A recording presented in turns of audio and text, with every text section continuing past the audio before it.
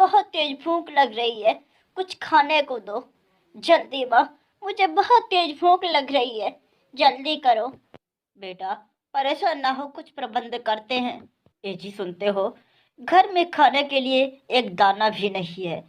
कुछ करो और कुछ थोड़े कहीं से दाना लेकर आओ, जिससे कि मैं अपने बच्चों का पेट पाल सकूं। अरे हाँ, पर करो भी तो करूँ क्या? घर में ना तो पैसा और ना ही कोई काम है। पैसा कहाँ से लाऊं? अनाज कहाँ से लाऊं?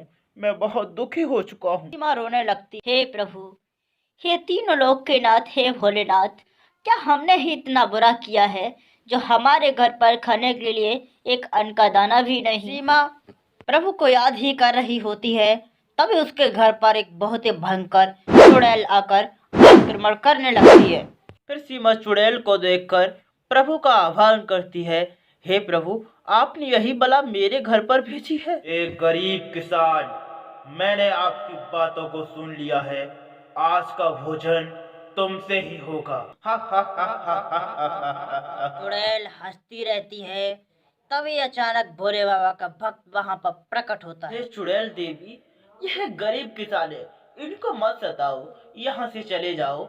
चले जाओ चुड़ैल देवी। अच्छा, तो आप मुझे समझाएंगे कि मैं किस पर आक्रमण करूं और किस पर नहीं? मुझे लगता है कि आपको ही मुझे सबसे पहले खत्म करना पड़ेगा। फिर चुड़ैल भोले बाबा के भक्त पर जोरदार आक्रमण करने लगती है।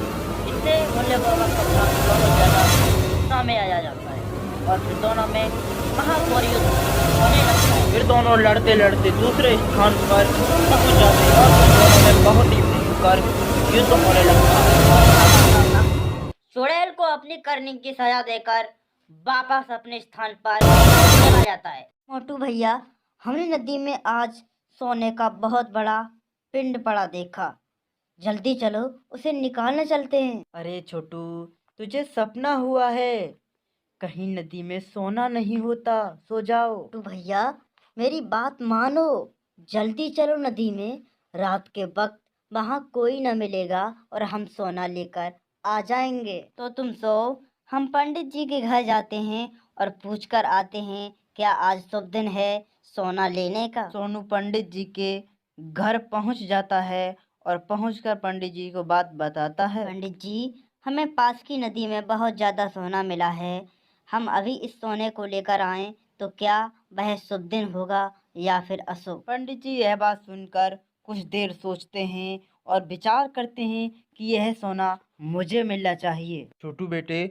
आपने सोना कहाँ और कब और कैसे देखा? मुझे बताओ, फिर मैं बताऊंगा कि क्या अशुभ है और क्या शुभ है। इतनी बात सुनकर छोटू कहता है, हाँ पंडित जी, जरूर। पंडित जी, अपनी ही नदी के गहरे कुंड में बहुत बड़ा सोने का संदूक पड़ा है, उसमें मैंने देखा तो उसमें ही सोना था। लालची पंडित ने इतनी बात सुनकर यह सब सोचकर कहा, अब यह सोना मेरा ही है। एक बार की बात है, एक किसान अपने खेत में हल चला रहा था।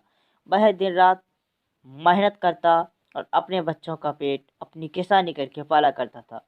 एक दिन ऐसा होता है, किसान अपने खेत में हल चला रहा था, तभी उसके सामने एक नागराज प्रकट होते हैं और नागराज उस पर आक्रमण करने की सोच रहे होते हैं।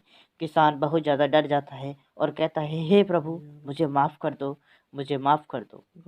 फिर नाग वहाँ से जाता नहीं है। किसान बहुत ज़्यादा परेशान हो जाता है और फिर वह एक सपेरे को बुला लेता है और सपेरे से कहता है, इस सांप को पकड़ ले जाओ। सपेरा कहता है, भाई परेशान मत हो, मैं इस सांप को पकड़ ले जाऊंगा और एक खुले जंगल में इसे छोड़ दूंगा। किसान कहता है, हाँ भाई, आपको ऐसा ही करना है। इस नाग के लिए आपको मृत्यु नहीं देनी है और ना ही अपने बंधन में रखना है। यह कहानी सुंदरबन के जंगल की है, जहाँ पर रानी चिड़िया अपनी दो बेटियों के साथ रहा करती थी। अपना जीवन खुशी खुशी बिता रही थी, तभी अचानक उसके जंगल में सूखा पड़ने लगती है। उसकी दोनों बेटियां टुनी और मुनी भूख से व्याकुल होकर अपनी माता से कहती हैं, माँ, हमारी मदद करो, हमें कुछ खाने को दो, हमारे बहुत भूख लग रही है, बहुत भूख लग रही है, हमारी मदद करो। तभी रानी चिड़िया कहती है, बेटी आप चिंता न करो, मैं जल्द ही गांव जाकर आपके लिए कुछ ढूंढ कर लाती हूँ। माँ, हमको भी साथ ले चलो, हम पर इतना देर नहीं रुका जाएगा, हमारी मदद करो, हमें बहुत भूख लग रही है। बेटी आप चिंता न करो, चलो हम सब मिलकर कहीं गांव चलते हैं और वहां जाकर कुछ अनाज के टुकड़ों को लेकर आते हैं। तभी दोनों चिड़िया वहां से चल देती हैं और एक किसान के पास पहुंच जाती हैं। तभी किसान अपने खेत में बैठा होता है और दुख से रो रहा होता है, क्योंकि उसके पास भी बारिश नहीं पड़ रही होती है। किसान भैया, मेरी बात सुनो, हम बहुत भूखे हैं, हमें थोड़े दाने दे दो, जिससे कि मैं और मेरा परिवार खुशी से खा सकें। तो हमारी मदद करो भैया, हम भूखे हैं। इतना दाना चाहिए, आप ले जाइए, आपके लिए यहाँ खुला दरबार है। जब भी आपको भूख लगे, आप मेरे खेत से जितना दाना लेना हो लेकर जा सकती हैं। मेरे यहाँ पर आप पक्षियों के लिए कोई भी मने नहीं है। यह कहानी भीमापुर के गांव की है, जहां पर रामू अपना जीवन खुशी खुशी बिता रहा है। फिर रामू के घर पर सेठ कर्ज मांगने आता है और रामू से कहता है, रामू, मेरे पैसे दे दो। मेरे पैसे आप पर काफी दिन हो गए हैं, जल्दी से मेरे पैसों को चुका दो। हाँ सेठ जी, हम आपके पैसे को जल्द ही दे देंगे, आप परेशान ना हो, हम आपके घर जाकर आपके पैसों को पहुंचा देंगे। रामू, मैंने जो आपको बताया वो आपने सुना नहीं, जल्दी से मेरे पैसे को वापस कर दो। सेठ जी, मुझे लगता है कि आप अपने पैसों की गर्मी में कुछ ज्यादा ही बोल रहे हैं।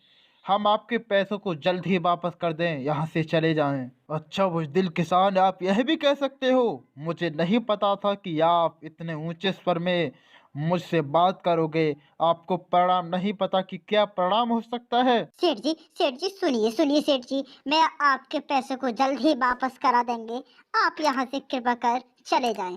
जल्द ही हम आपके पैसों की व्यवस्था कर आपके घर पर पहुँचा देंगे। तरीके से रूपड़ी नालायक सेठ को अपने घर से निकाल देती है।